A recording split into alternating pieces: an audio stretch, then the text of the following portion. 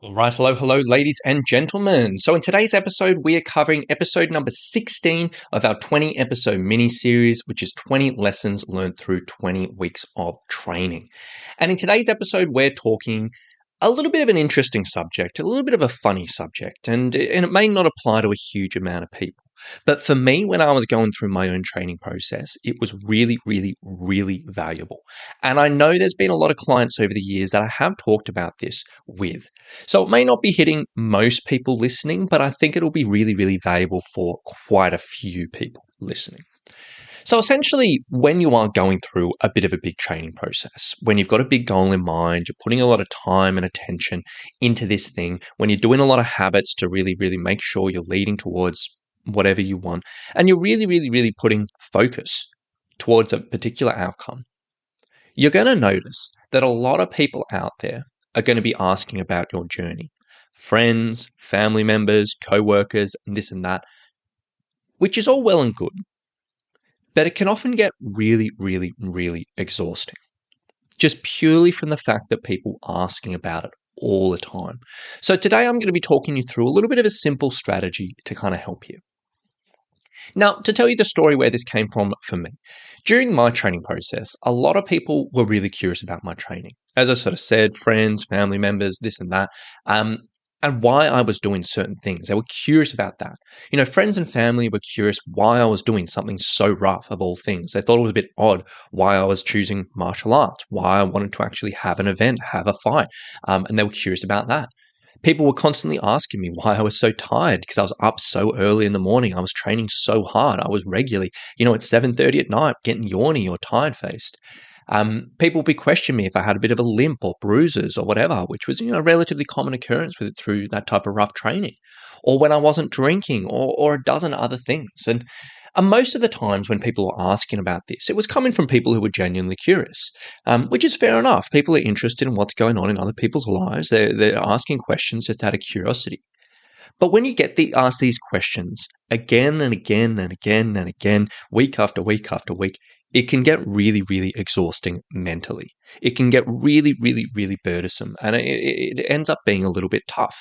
And you end up kind of almost dreading these conversations, and you're like, oh my gosh, I don't even want to talk to friends or talk to family members because I know what's going to come up. And that's obviously not great. So, as a simple solution to this, to make these situations so much easier for me mentally, so I wouldn't have to expend extra mental energy here. I wouldn't have to worry about it, and I literally could just be confident that I could steer the conversation in whatever route I wanted.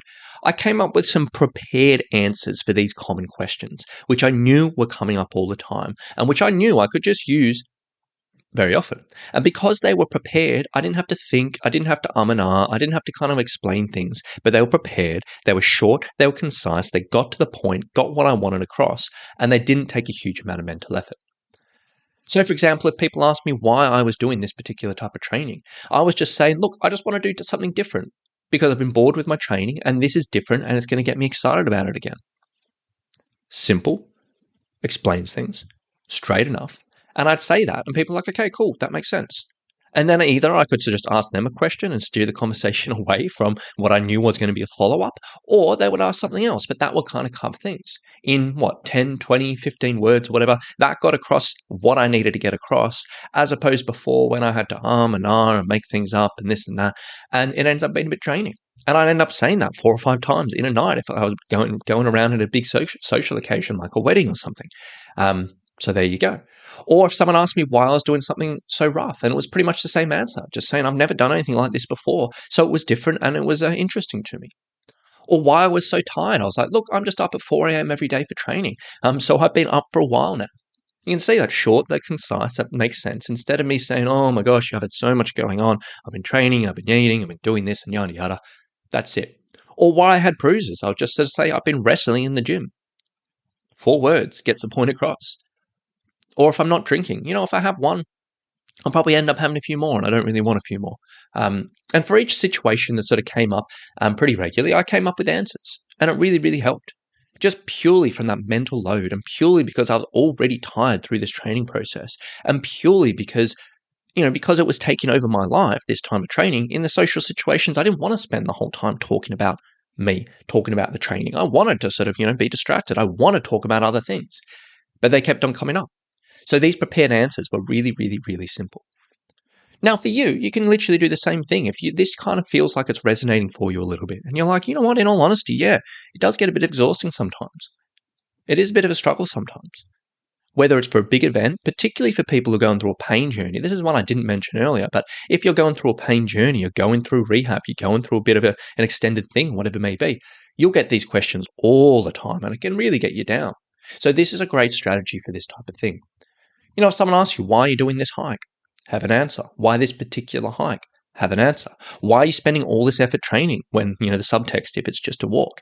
Have an answer. Say, look, I'm doing this because it's a great reason to train and get healthy. Or I'm doing this because I don't want to get out there and really struggle. I just want to enjoy myself, or whatever it may be. Someone may ask you, why are you going to this country as opposed to just hiking locally? You may say, look, I've always dreamt of this, or maybe I want to experience the culture, or whatever it may be. If you've got pain, like, someone's asking, okay, why are you wearing a knee brace? Have a quick answer. Or why are you on crutches? Or why are you doing this? Or why are you doing that? For all of these recurring questions that are coming up, just spend a few minutes, come up with a prepared answer, and just have it ready to go. It makes such a difference. So for all of this stuff, if this is resonating for you, what I would recommend is just sit down, write out all the questions that you get on a regular basis. All the ones you're like, oh my gosh, I hear this like all the time, and it does get a bit exhausting. And just come up with some short and concise answers for it. Now, this may seem a bit funny, and I know a lot of people listening to this and be like, oh my gosh, why even bother? Like, it's not a big deal. You're just talking to your friends, just talking to your family members or whatever. And if you're thinking that, fine, you don't need this strategy. But I know in the past there's been quite a few hikers that have been in a situation like this, and this has helped. And I thought it was worthwhile talking about because it definitely helped me through my process. And I always know if there's something that's helped me, there's going to be other people in a similar situation. So if you do find yourself getting a little bit mentally exhausted from those recurring questions, give this a go. Get those recurring answers, and I guarantee it'll make a bit of a difference. So with that being said, thank you so much for listening. I hope you've enjoyed today's episode, and we'll talk to you very, very soon. Bye.